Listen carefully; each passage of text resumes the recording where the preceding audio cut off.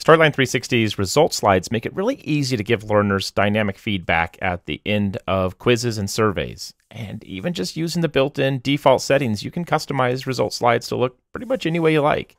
But sometimes you may want to include more detailed feedback in the results, such as the number of correctly answered questions out of the total number of questions.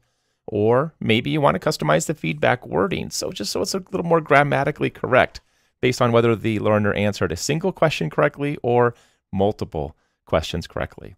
And then finally, another common use case is to display the current number of correctly answered questions on each slide. So an ongoing score for each. And that's where custom variables come in. And the good news is you only need a single number variable to make this happen. Wait, you've never worked with variables? All right, that's okay. This is a great way to get started working with variables. Let's take a look at how it works. Okay, so I'm starting out here in Story View. Let's just dive into our first slide. Just double click the slide. And we're just going to build a simple pick one type interaction. We'll use that as the basis for all of the examples. So I'm just going to add 3 quick shapes right here just to get this all started. Not a picture, a shape. There we go. We'll get a square on here. And let's go ahead and add another one, maybe a triangle. Right, and let's finish it off with a circle. So 3 of the most popular common shapes. There we go. And I'm just going to do some basic formatting here real quick. For each of these, I'm just going to change the initial fill color to a off-white. We'll have it as a dashed line, dash. There we go. And that'll look pretty good enough for getting started. I want to make sure that outline is that's the one I want. And I'm going to quickly just grab my format painter, and I want to just double click that, and then I can quickly apply a couple shapes right there. Now with these in place, I'm going to name these in the timeline real quick. So we'll just call this one square. That's a triangle.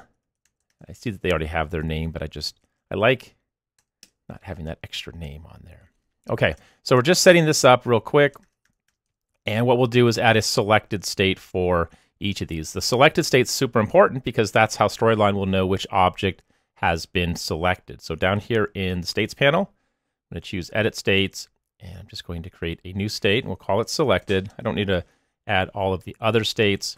Let's choose to turn off our shape outline, and then we'll choose a fill color so it's nice and bright. I'm going to click Done Editing States real quick, and then pop up to the Home tab one more time, double click our Format Painter, and then we'll apply the same formatting to the remaining 2 objects. Okay, cool.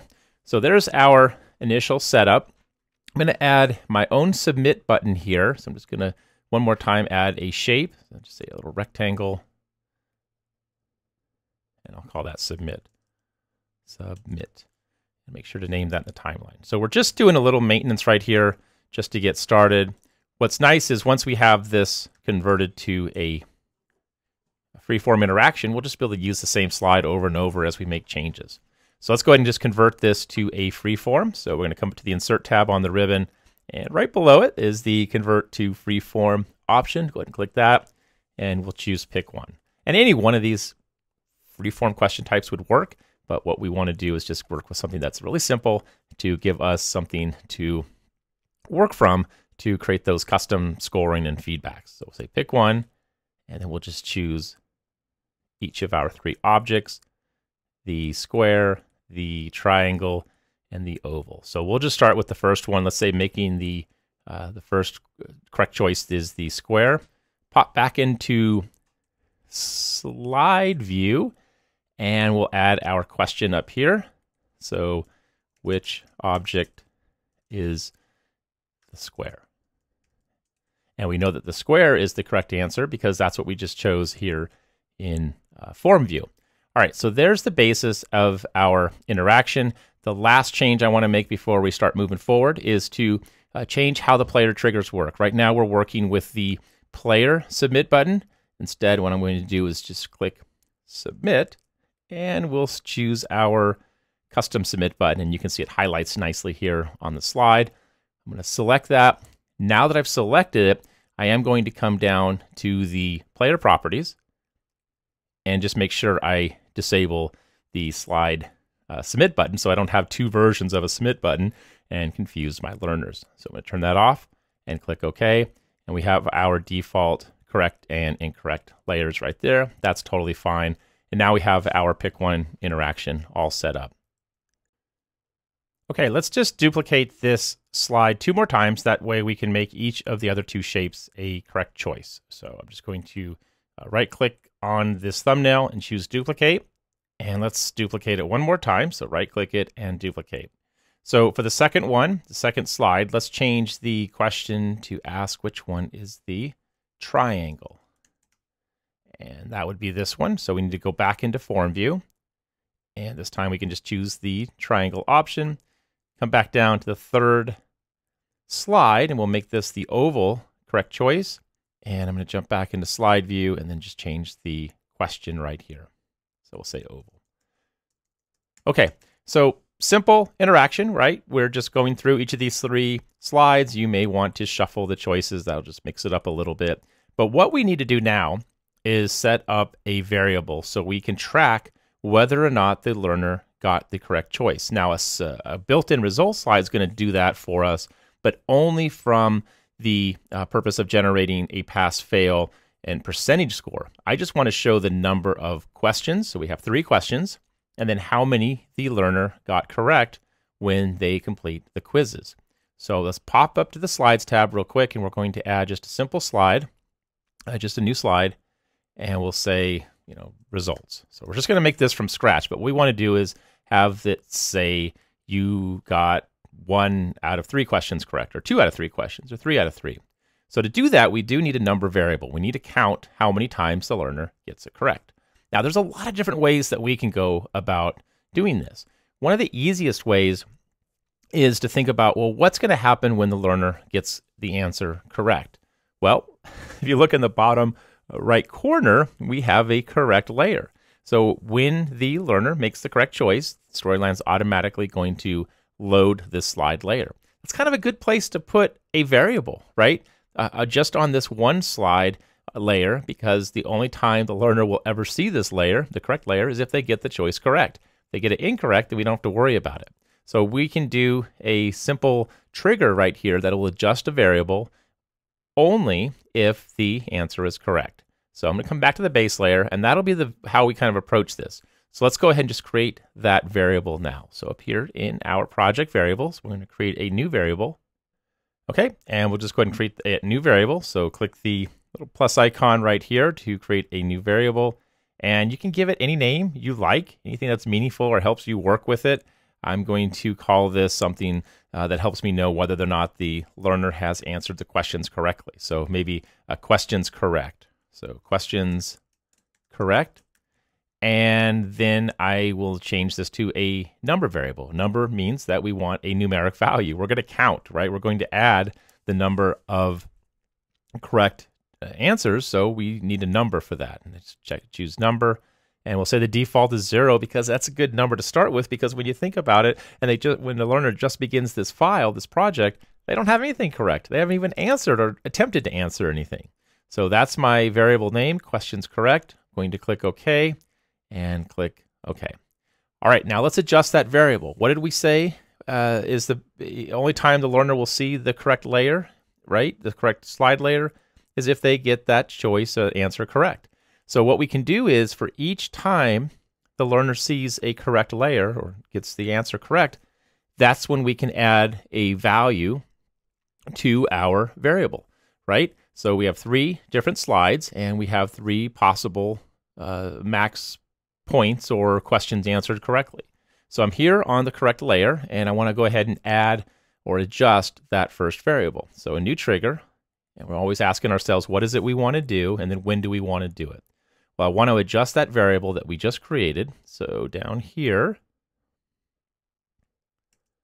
adjust variable. And Storyline's going to ask me, well, which variable? Well, it's the custom variable, the project variable that we just created, questions correct. And we're not going to set the value. We're not going to make the value equal to something. We are instead going to add to it, right? We're going to add 1 to that variable each time the correct layer is shown. So we'll say add a value of 1. So we're just going to count by 1 because That makes the most sense here since we only have 3 questions and each one is a single question. Adjust the variable, add 1 to the question correct when the timeline starts on this layer. Soon as the layer starts, that's when the value will get added. We won't add the same trigger to the incorrect layer. So we're only going to add a value if the learner gets that question correct.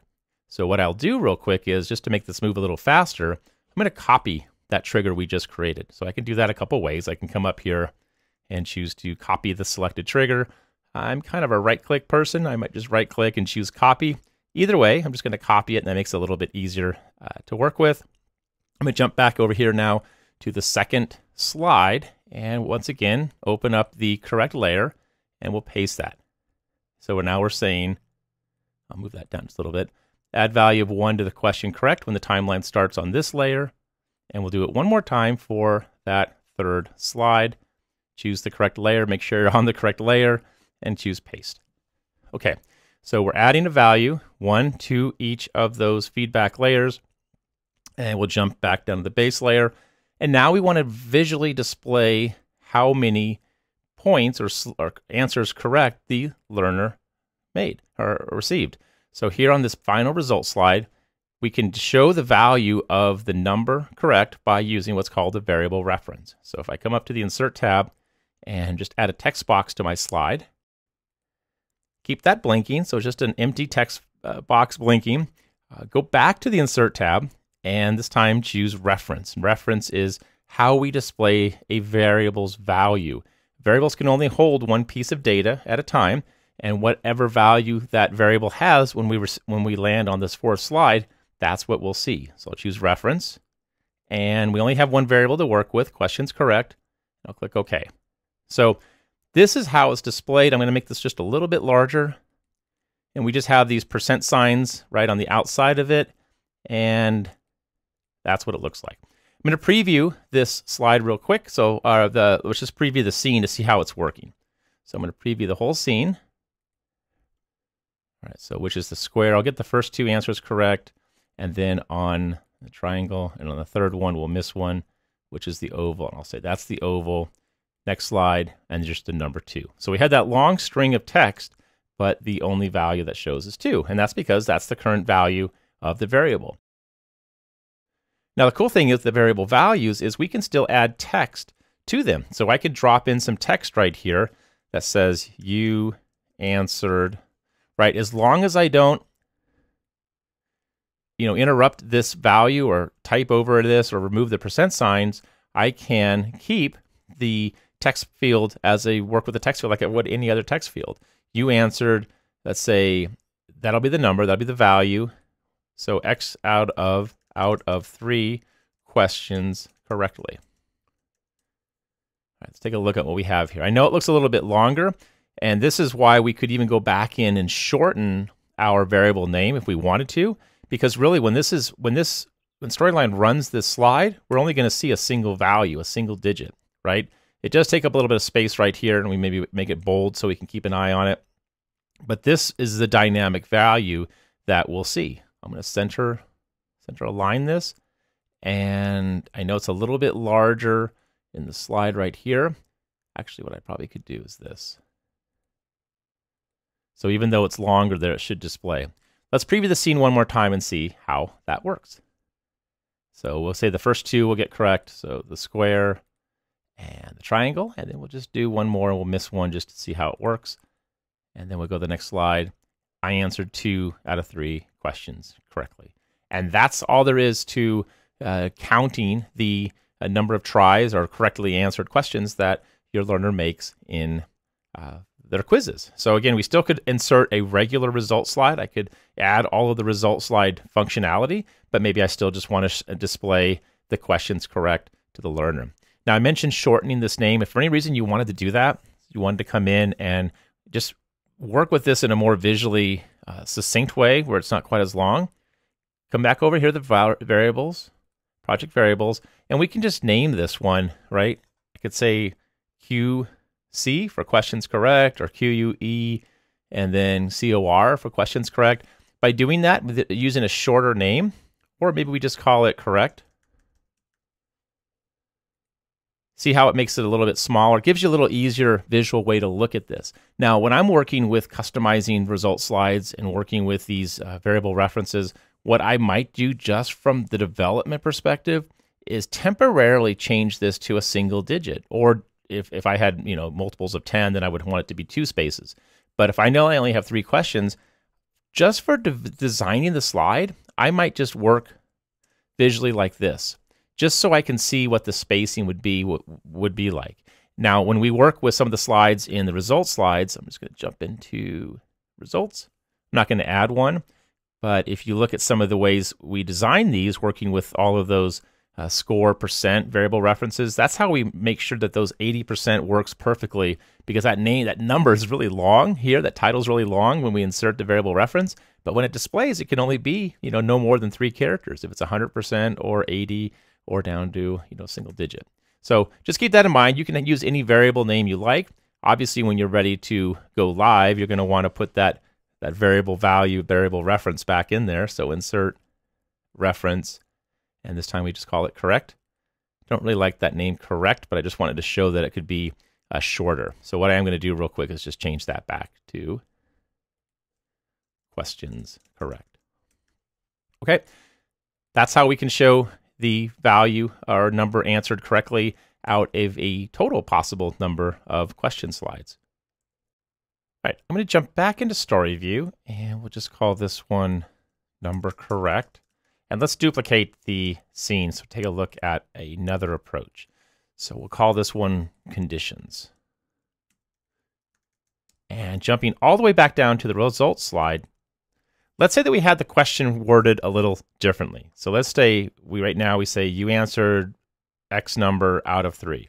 Let's say that we changed it, or it was worded in such a way that it said something like questions out of 3 correctly, right? So in this case, we're saying you answered a certain number of questions, right? 2 questions out of 3 correctly, or choices or quizzes. Let's say that though, what happens if you only answer 1 correctly? I'm going to preview the scene real quick and show you what that looks like. So sometimes based on the way your feedback or results are worded, you could potentially have an issue with grammar, where if they only received 1 correct, then it doesn't read quite as well. So let's just get one of these answers correct. So we'll say that's the square, and then for the next 2, we'll just miss them. So triangle, that is not a triangle. And the oval, that's not an oval. Click submit. Okay, so if we only answered 1, notice what the problem is right here. We answered 1 questions out of 3 correctly. And again, this is really simple, right? We could either just reword this and have to jump over it, but sometimes you may have wording in a certain way that your client wants. And so to make this work grammatically, right, we need to have the word question not include the S, so it's singular. So we could add a single condition to evaluate whether or not the learner received 1 question correct or more questions, and we'll change the way this looks. This is a really good use of conditions in Storyline. So I'm going to close out of here, and we just need to add a condition here on this slide when the timeline first loads. But before we do that, we need to have 2 versions of how this needs to look. So if I select my text box right here and come on down here to the states panel, I can call this first example plural, or the normal state, edit the states, and let's add a new state, and we'll just call this singular. So new state, singular, right? Only 1 choice will be answered correctly. And this time I'm just going to take off that S. Goodbye, S. So you answered 1 question out of 3 correctly. Okay? Click Done Editing States, and now we can add that condition. We already have our variable, so the variable's all set up. We just need to evaluate what that number is and make that happen, make that text change down here based on the value. So let's go ahead and add a new trigger, and we're asking ourselves again, what is it we want to do, and when do we want to do it? Well, I want to change the state of, and I didn't name that, but we'll find that pretty quickly here, text box 1, right? That red box certainly helps me. We'll change it to not normal. We'll say normal will be the default. We'll change it to singular when the timeline starts on the slide, and this is where the condition comes in. What is the condition we're looking for? Well, if that question's correct equals 1. So we'll say conditions if the value of a variable, question's correct, is equal to 1, then, there we go. And then we make that checkbox change to the singular. So click OK. Preview it one more time. We'll just go through everything here in the scene.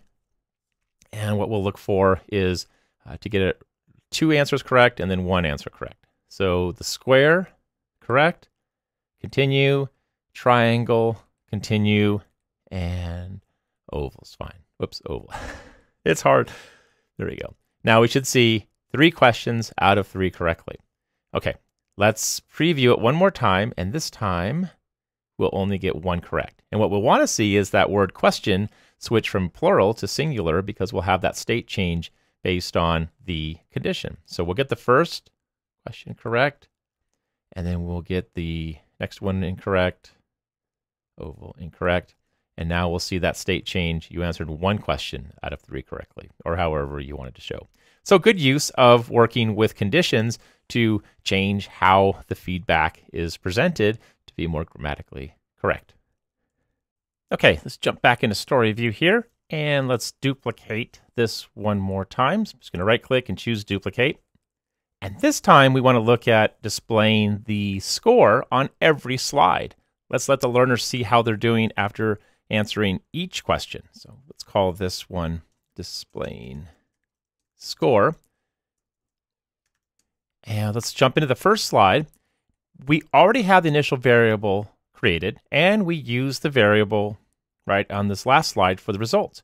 So we can actually just take that same variable reference and place it on each slide to display the current score. So let's say, I'm just going to copy that real quick. I'll just copy it, right click, and jump back up here to the top. And I want to just add just a text box here that says score, say colon, and then question value out of 3. So we'll just type in Control T, which is a shortcut for the text box. And we'll say score, colon. And I'm just going to paste in that variable reference that I just copied. So paste it. Oh, different font size. So I got to go back in there and make that change. And we'll say that, because that's just going to be a value. So X out of let's say 3, because 3 is a total. So I just need to format this real quick. Make sure we're in our default font size and score questions correct out of 3. Out. Move that over. You know what? If I to accommodate to make sure this always is spaced correctly, if I do make this a right align, right, that'll make sure that it's always pinned up against the right. And I'll just say these don't need to be bold. So let's just preview this real quick. I'm just going to preview the slide. I won't have any questions, but it should say 0 out of 3, right? Score 0 out of 3. Perfect. So now I can just copy this and place it on each slide. And as we answer the questions, this will be updated because this is a dynamic value, and variables, because they can only hold one piece of data, every time it's adjusted, it will be updated. I'm going to select it, Control C to copy it, jump back to my next slide. Well, actually, here's a little trick. If I want to paste that same object across multiple slides, I've copied it, so I could right-click and choose copy. And I'm just going to shift-click these 2 slides here, these slide thumbnails, and then if I press Control V to paste, look at this, 1, 2. It's on all of those 3 slides. Pretty cool, right? All right, let's preview the scene and just see what that looks like. So when I first see the slide, I'm expecting to see 0 out of 3, which makes sense. We haven't answered anything. So we'll say the square. As soon as I click submit, I'm going to go to the correct layer. And look at that. It's now updated. And I can continue seeing my real-time score, or answered correctly, right, along with the slide. And then when we get to the final slide, I answered 3 questions out of 3 correctly. So that's another way that you can display the number correct for the learner at the slide level, and not just wait until you get to the final results. All right, let's jump back into story view and look at one more use case. And that would be, what if you're not using feedback? You're not tracking or presenting feedback with your quizzes, right? So you're not going to have those quiz feedback layers. Well, that's just a really simple adjustment. So I'm going to duplicate. It doesn't matter, just duplicate this one, right click, choose duplicate. And let's call this no feedback. And this is jumping to the first slide. What we'll need to do is turn off the feedback for, right, you see the layers for the correct and incorrect. We just need to turn off feedback so we don't see that. So what I'll do is come up into the Design tab and just choose to set feedback to none. And when I do that, keep an eye on the slide layers. They're going to disappear. Now, with that also that disappeared is my trigger that sets the value or adds the value of 1 to our variable. So we just need to re-add it. I could have copied it, but we'll just add it from scratch. So new trigger, what is it we want to do and when do we want to do it? Want to adjust that variable. So I'm going to say adjust variable. And the adjust variable is to add the same thing we did before. The difference is it's going to be the event. So we'll say add a value of 1 to questions correct. The event right here is not when the timeline starts. We want to evaluate which one of these objects is currently selected when the user clicks the submit button. So this first question is for the square. So we're going to say when, not when the timeline starts, but when the user clicks the submit button, right? When they submit the interaction, submit button, but we need a condition here. We need to evaluate if the square is currently selected. If it's selected, then that's when we would add 1 to that value, to the variable. So we'll say if object, right? So this time it's not going to be a variable, but we're going to look for the object. If the square is equal to selected. That selected state is how we determine whether or not the quiz question was answered correctly. So adjust the variable, add a value of 1 to that custom variable when user clicks submit if the state equals selected. And what we'll do is just to make sure this gets counted before we jump to the next slide, we're going to move that to the first position, triggered orders, fire down, and we want to make sure that that variable is adjusted before we then jump to the next slide. I'm going to copy this. I'm just going to right click and choose copy, or you could choose to copy the selected trigger, and we'll just go through the next 2 slides. So we'll choose this one. First, we need to turn off the feedback. So from the Design tab up here on the ribbon, we'll just say none, and then I'll paste the trigger that we've copied, and it didn't like all that. So I'll say add value when the user clicks submit button if the state of, in this case, it's going to be the triangle. If the triangle is equal selected, then we'll do this one more time. We'll say for question feedback, turn it to none, and then we'll paste it. I do have to come in and make these changes. So when the user clicks submit button, if this one's the oval, right? I can just look up here to double check which one we're looking at if that's selected. So we're just adding, I need to move them to first position. I think I forgot to do that for the second one. We're just adding the same, really the same trigger, but we're changing the event. Rather than when the timeline starts on the slide layer, this time we're saying when the user clicks the submit button, but we need to evaluate if the answer is correct. All right, let's just preview the scene. So I have 0 out of 3. I'm going to make my choice. As soon as I click submit, we're going to go to the next slide. We're not going to see feedback. We're not going to get that pop-up box to let me know if I got it correct or incorrect. Click it, and now we're on the next slide. We see our score got updated, which one's the triangle. Click submit, immediately we'll go to the next slide. So it's just another way to adjust that variable, whether using the timeline on a slide layer or a button click on the base layer. It's still the same action, just a different event.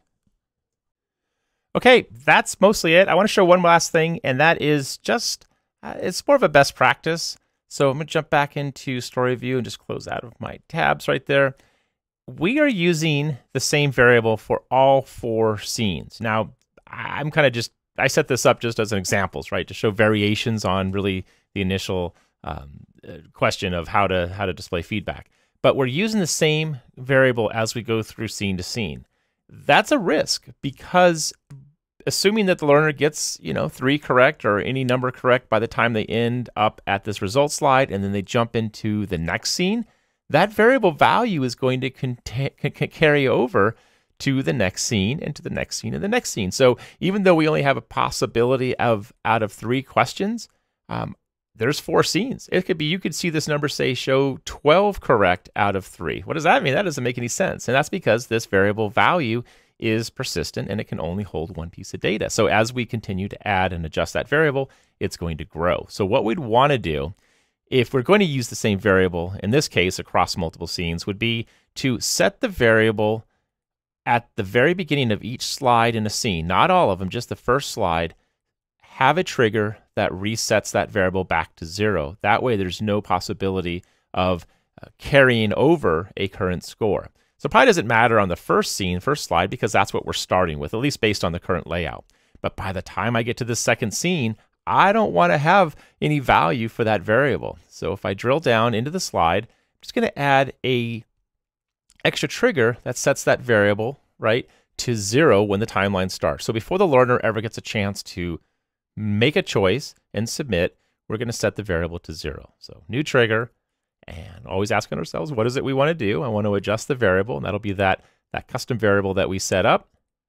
And I want to set, this time, right, set it equal to a value of 0 when the timeline starts. So before we were always using the add a value, but nope, here we want to set it, make it equal to a specific value of 0 when the timeline starts on the slide. So that's going to happen before the learner gets a chance to make any choices and submit. So we'll just do that once at the beginning of each scene on that first slide. Select the trigger, and we'll copy that selected trigger, and let's jump into scene 3. And first slide, right? Just paste it. Should be the same, right? And then we'll do the same for the last slide. I personally, in a lot of cases like this, I wouldn't use the same variable. I would prefer, rather than using the trigger to reset it, I'd probably just have it something like scene 1 version of it, scene 2, or question 1, question 2, and so on, just to avoid possibly reusing that variable and having a unexpected value with it. But if you're going to use the same variable or number variable, that might be something to consider with resetting that variable's value when you move from scene to scene, or even slide to slide, depending on your project. All right, that's it. That's all we have time for. Hope this was helpful, but a fun project, and nice to see some variations on really the core task or question around how to display the number of attempts or tries or correct answers to give more detailed and personalized feedback to the learner in Storyline 360. Thanks a lot.